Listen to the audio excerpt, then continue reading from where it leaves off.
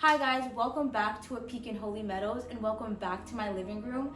Today I wanted to chat about self-love, how spirituality and knowing myself improve my self-confidence, and tips on how to reprogram your mind. Everyone has a different definition of what self-love is and self-acceptance is. For me, I feel like self-love is viewing yourself worthy of love, being able to provide yourself with love, care, attending to your health, being able to ask other people for help when you're not able to fulfill your needs, and overall feeling like you are deserving of good positivity and love. I feel like self-acceptance is being able to view yourself honestly, being able to view parts of yourself that you may not like or flaws, and not hating yourself, being able to accept the package, and if you desire to change, being able to change. So I feel like everyone struggles with self-love at some point, and I'm no different. My self-love journey starts in high school, or at the end of high school, toward into college. But before that, middle school and high school, I was extremely insecure. Before I had self-confidence and loved myself, I was so hyperfixated on the parts of myself that I hated, the traits that I hated, the people who hurt me, the situations that felt painful. I was obsessed with the things that I couldn't change. And because I felt so powerless in those situations, I also felt powerless in situations where I had complete control over my life. I felt detached from reality, I felt detached from my body, and I often defined myself by the traits that I hated about myself. I felt like I was everything negative about myself, and because I viewed myself that way, I felt that other people viewed me that way as well. Every part of my life was tainted by this sense of self-hate. It bled into aspects of my life I shouldn't even be involved in. I just did not feel deserving of good in my life. Throughout middle school and high school, I began to notice the comments that people would make about me. I started getting teased more for how I looked, how I acted, and overall I was treated with disregard and contempt, and I internalized all of that. It made me feel invisible and small, and I started to compare myself to people around me who would receive praise, who would receive positive regard, because I wanted to be viewed in a positive light. I wanted people to love me. And I felt like because I didn't have that love within myself, I had to see how other people were getting that love to mimic that. Because of the constant teasing, the internalization, and the comparison, I developed a lot of negative self-talk and negative beliefs about myself that really limited and blocked so many aspects of myself from developing at that time. I was super hyper fixated on how I looked.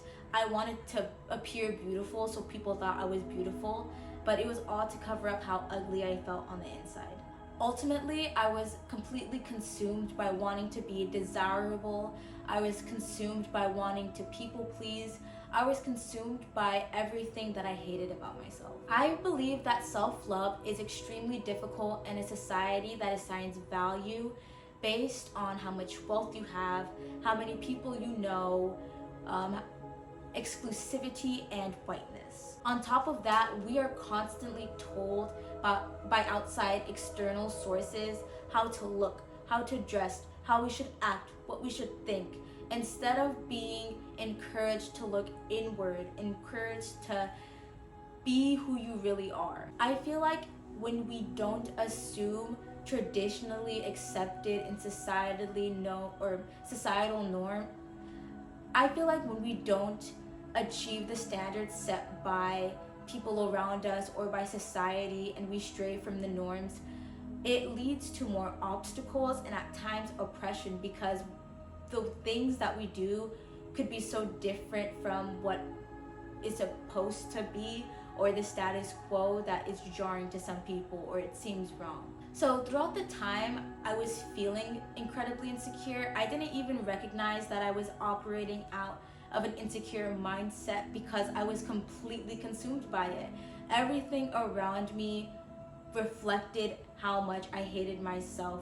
The things that I was seeing on my phone, the thoughts in my head, the environments around me, my friends, sometimes family members, it all showed me how much I needed to grow. The reason why I wanted to love myself more was because I got into a relationship and I recognized a lot of my limits and blocks when it came to love and especially accepting love. It was to a point where I felt like my limiting beliefs and my negativity could have potentially it was getting to a point where I felt like my negative beliefs and my insecurity could have potentially it was getting to a point where I felt like my negative beliefs about myself and my insecurity could have ruined my relationship, and at that point I felt like I needed to change something. I vowed to improve myself and become more aware of these negative habits in order to improve and evolve my relationship to a point where it was my dream relationship, but it takes two to build that. So I saw the parts of myself that were not positively contributing to our partnership. Some of the ways I realized I was insecure and self-hating: I couldn't receive compliments. Every time someone would compliment me, I would brush it off. I wouldn't accept it instead of embracing it or saying thank you. I also compared myself to others all the time. I never felt like I was doing the right thing. I felt like others were better than me, and I felt like in order to be accepted and loved, I had to change and minimize who I really was and assume more accepted and well-regarded traits from what I saw around me. I endlessly looped negative thoughts. All my thoughts were either self-deprecating, they were centered around gaining attention, approval, ways in which I could feel prettier, and just not really fruitful or high vibrational, if you want to call it that, or it just didn't feed me. It kept me stuck, it kept me powerless, and it kept me afraid. I also constantly needed validation and reassurance. If I wasn't being praised for something, if I wasn't getting recognized, if people weren't complimenting me, I felt empty, I felt lonely, I felt like I wasn't good enough, and I couldn't even give myself that validation because I didn't think I deserved it. I didn't think I was worthy of it. On top of that, I would openly self-deprecate. I would constantly embarrass myself. I would talk down on myself, and I would allow others to tease me, to talk down on me, to make me the butt of the joke constantly. And I felt like since I didn't have that self-respect, it allowed others to treat me disrespectfully, to not fully support me because I didn't support myself. And overall, it was just constantly being self-deprecating, then being deprecated. I also felt like something was always missing. I felt like my hair was never right, my makeup was never right, I didn't have the right clothes, and overall I would just overcompensate for not feeling whole within myself. So I don't feel insecure as much, and I'm constantly working on improving myself, improving my self-esteem, and improving my outlook on myself. Currently, I feel like I'm at an amazing place with my self-confidence and my self-esteem. I know how to take care of myself. I know myself. Overall, I feel deeply centered and assured in who I am. I definitely believe my relationship with spirituality and the divine allowed me to break free from the physical constraint and being so obsessed with my physical appearance, and it shifted me to spiritually developing myself, self-improvement, and also ways that I could provide light and care for others. So I want to give some ways that I reprogrammed myself that I feel like worked wonders for me. The first one is shadow work. Shadow work is journaling through dark emotions and painful memories in order to find healing and truth in them. To start out with shadow work, I recommend doing a journal dump. So when you feel a negative emotion, either going to your notes app or pulling out a journal, or literally just getting a pen and any surface that you can write on and just completely releasing that. How I did my journal dumps would be, I would set a timer, and then I would write till that full time. When that timer went off, I would either continue writing if I felt like I needed to release more, or I would stop. Another way you could do shadow work is through journal prompts. There are plenty on Pinterest. All you have to do is look up shadow work journal prompt, and you can find so many. Some tips for shadow work: I would recommend starting off slow and being extremely patient with yourself. It's an overwhelming and scary process to realize all those very deep, dark emotions, and a lot is going to come out. So I would recommend taking it slow, being patient, and also after you do your shadow work, do something nice for yourself, whether it's meditating, getting a glass of water, or just sitting, laying down. Just take a break, because again, dealing with all those deep emotions could be triggering, it can be exhausting, so it's good to just give your mind a break after that much release. I love shadow work because it's great for me to release my emotions. I used to be the type of person who kept everything in, but as I became more comfortable with myself and my truth, I like to release it so I have room for more. Shadow work also allows you to notice recurring thoughts, patterns, and it allows you to become aware of things that you may have not noticed. Another way I reprogrammed my mind is getting support and love from people who genuinely cared about my well-being. When I was really insecure, I felt like I was also around insecure people, and I felt like we just fed each other that negativity and that like mutual self-hatred. Like we all kind of hated ourselves or didn't feel comfortable in ourselves, so we would project that onto others, or just, I don't know, it just wasn't a healthy environment for me to grow and find love. I really am glad I found people who I'm genuinely comfortable with. I don't have to lie to these people. I can be my full, honest, open self.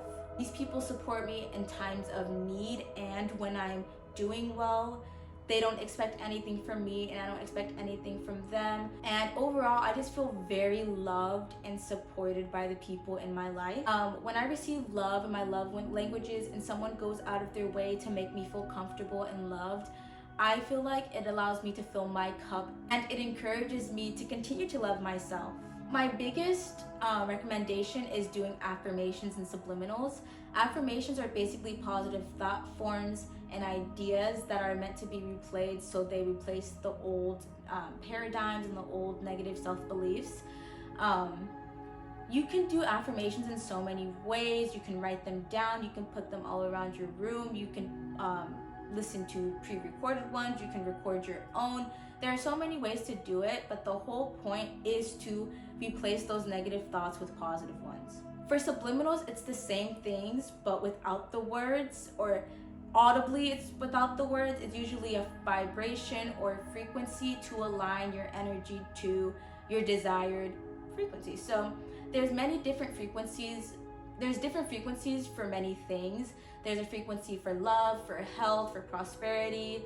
I find my frequencies on YouTube, but I also have a singing bowl, and you can even do resonant humming to make your own vocal frequency. And overall, I just assume the best about myself. I assume the best about my situation, and I really try not to be self-deprecating.